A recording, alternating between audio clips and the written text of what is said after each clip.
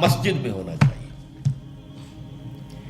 یہ بات جو ہے شروع میں تو لوگوں کو عجیب سی لگی، لیکن جو دلائل میں نے دیے وہ اتنے کنونسنگ تھے کہ الحمدللہ اس کو تو لوگوں نے بہت جلد قبول کر لیا۔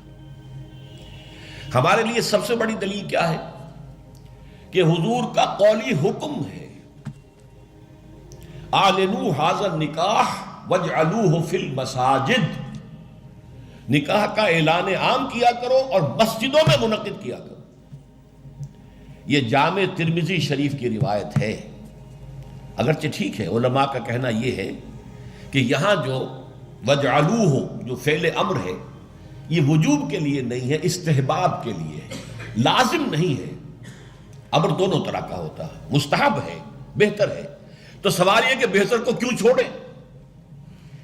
جس کو محمد رسول اللہ نے بہتر قرار دیا ہو اسے کیوں چھوڑیں؟ کس دلیل سے چھوڑیں؟ ہمیں لازماً اختیار کرنا چاہیے۔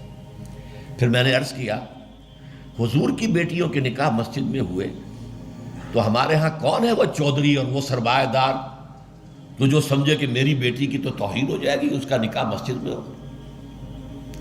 اس طرح باتیں سمجھانے کے لیے ہوتی ہیں۔ حضور کی محبت ہر مسلمان کے دل میں ہے، لیکن کسی نے ادھر توجہ دلائی ہی نہیں تو لوگ کیا کریں؟ اس میں علماء کی فیلیور ہے سب سے بڑی، اور اس کی وجہ کیا ہے؟ وجہ یہ ہے کہ ہمارے مولوی عام طور پر کمی کاری ہوتے ہیں، ملازم ہوتے ہیں۔ دیہات میں تو ان کی حیثیت کمی کاروں سے زیادہ ہوتی ہی نہیں، وہ چودھریوں سے کیسے کہیں؟ عام شہروں میں بھی مساجد کی جو مینیجنگ کمیٹیز ہوتی ہیں وہ تو سرمایہ داروں پر، لوگوں پر، اونچے لوگوں پر ملتوی ہوتی ہیں، ان سے کیسے کہیں؟ لہٰذا یہ حدیث جو ہے بیان نہیں کی گئی، حدیث موجود ہے ترمذی شریف کی، اعلنوا ھذا النکاح واجعلوہ فی المساجد۔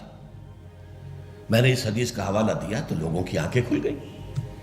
جب کہا دیکھو اگر فاطمہ الزہرا رضی اللہ تعالی عنہا کا نکاح مسجد میں ہو سکتا ہے تو کس کی بیٹی زیادہ عزت والی ہے حضرت فاطمہ الزہرا رضی اللہ تعالی عنہا۔ تیسری بات میں نے اور دی دلیل، اور اس میں غیرت کو ابھارا کہ دیکھو عیسائیوں نے اب تک اپنے چرچ اور اپنے پادری کی یہ عزت برقرار رکھی ہے۔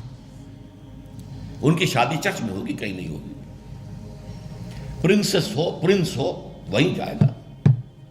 اور اس میں مجھے ایک واقعہ یاد آتا ہے، جب شادی ہونے والی تھی پرنس اینڈریو کی، اس کی بیوی کا سارا فرگوسن جو نام تھا، اور وہ ذرا نٹکھٹ قسم کی لڑکی کیا عورت تھی پوری، تو اس نے یہ کہا تھا، اس کا بیان آیا تھا، I will not say, I am not a timid type of woman.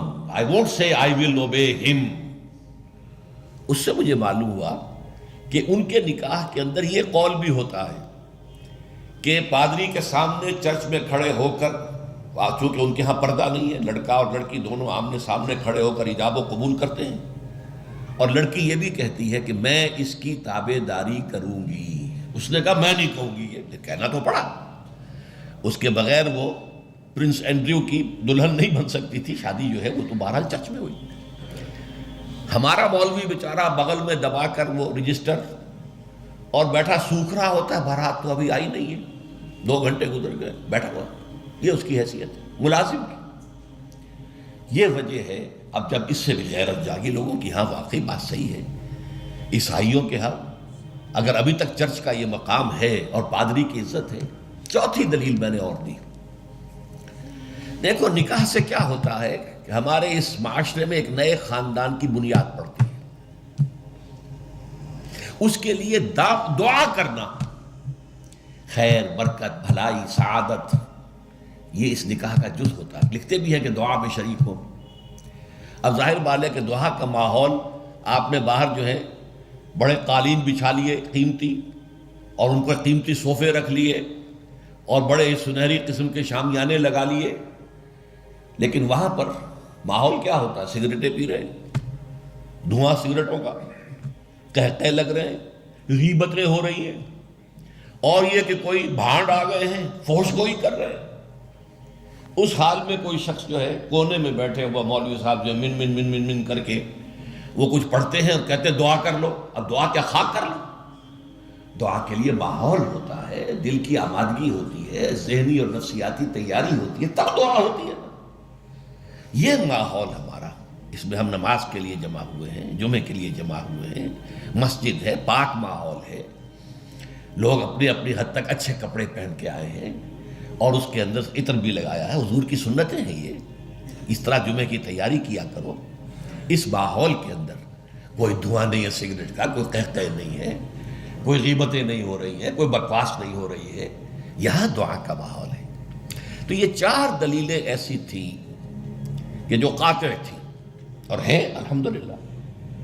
تو پہلی بات کہ مسجد کے اندر نکاح کی محفل منعقد کی جائے، اس کے لیے میں سمجھتا ہوں کہ ذرا سی تعلیم اور تلقین اگر ہو جائے، اور اگر حکومت کی سطح پر یہ کام ہو، ابھی تک تو یہ میں انفرادی طور پر ہو چکے ہیں، اب اس کو 30 برس میں نے جدوجہد کی ہے، ہماری تحریک کے تحت ہوئی ہے، اگر کہیں یہ سرکاری سطح پر، حکومت کی سطح پر ہو جائے